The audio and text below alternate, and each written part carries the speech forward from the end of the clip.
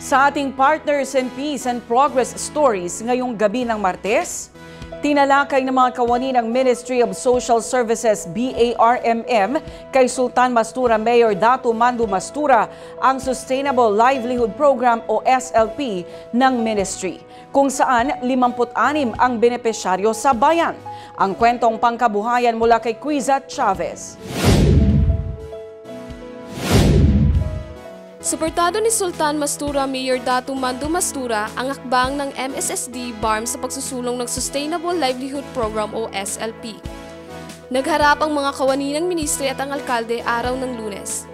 Tinalakay sa pulong ang pagkakaloob na tulong pangkabuhayan sa 56 na residente ng bayan. Ang nasabing 56 na benepisyaryo ay nahati sa 4 na asosasyon.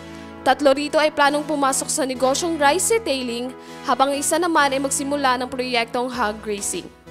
Binigyang diin ng alkalde ang kalagahan ng pagkakaroon ng matatag na kabuhayan upang umangat ang kalidad ng buhay ng bawat pamilya sa komunidad.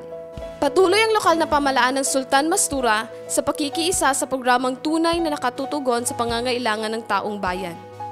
Quizat Chavez, iMinds, Philippines.